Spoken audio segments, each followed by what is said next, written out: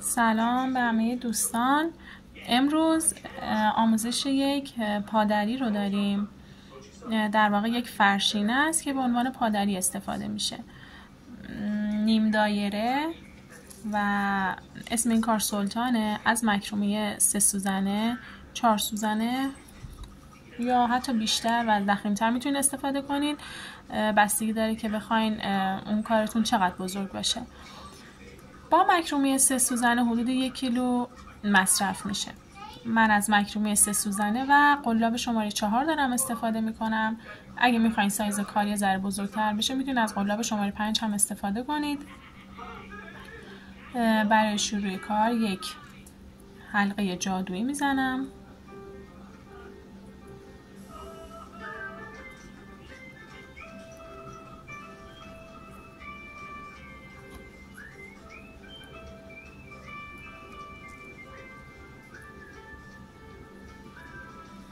همینجا من 2 تا زنجیر دیگه اضافه میکنم. حکم یک پای بلند. توی این حلقه 7 تا پای بلند میزنیم. مجموعاً با اون 3 زنجیره میشه 8 تا پای بلند. 7 تا پای بلند رو بزنید برگردیم. خب 8 تا پای بلند رو که زدیم حلقه رو جمع میکنیم که یک نیم دایره داشته باشیم. رج دوم رو شروع میکنیم. میتونیم اینجا 3 تا زنجیره بزنیم یا میتونین پای بلند تزئینی بزنید. ببخشید 2 تا زنجیره.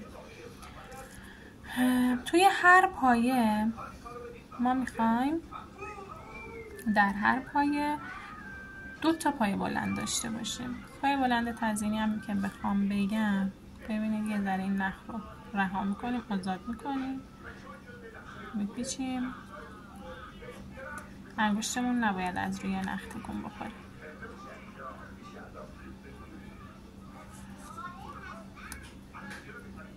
لیز میگیریم، لیز میخوره روش. پای بلند تازه. توی هر پایه من همین پایه دوباره یک پای بلند دیگه میبافم و توی هر پایه 2 تا پای بلند میبافم. رج 2 کلن همینه. توی هر پایه 2 تا پای بلند ببافیم برگردیم. خب اون 3 زنجیره ابتدایی هم که زده بودیم 2 تا پای میبافیم و میریم برای رج سوم. رج سوم یک پای بلند نیمه میزنم. پایه کنارش 2 تا پای بلند نیمه، یعنی پایه اول 1 پای بلند نیمه، پایه بعدی 2 پای بلند نیمه. 4 تا حلقه روی نخ دارم، 4 تا نخ روی قلابم دارم. همه رو با هم یکی میکنم. 3 تا زنجیره میزنم. پایه کنار 1 پای بلند نیمه، پایه بعدی 2 پای بلند نیمه. 4 تا نخ رو قلاب همه با هم یکی میشه. دوباره 3 تا زنجیره.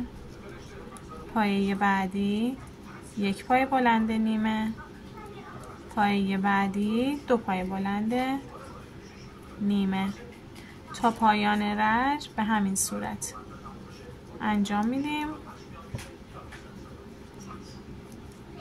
دوباره 3 تا زنجیره. پایه کناری 1 نیمه، پایه بعدی 2 تا پای بلند نیمه. 4 تا نخ رو قلاب دارم، همه رو با هم یکی میکنم. 3 تا زنجیره میزنم. تا پایان کار، تا پایان رج ادامه بدیم برگردیم. خب برای رج 4 کار برگردونم. 1 پای بلند،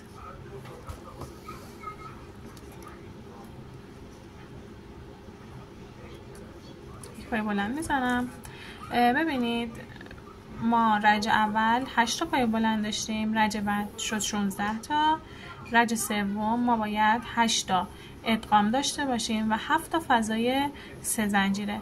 سعی کنید همین ابتدای کار شمارش داشته باشین که کارتون به مشکل نخوره. یک پای بلند میزنم، در فضای 3 زنجیره وارد میشم، یک پای بلند میزنم، یک زنجیره،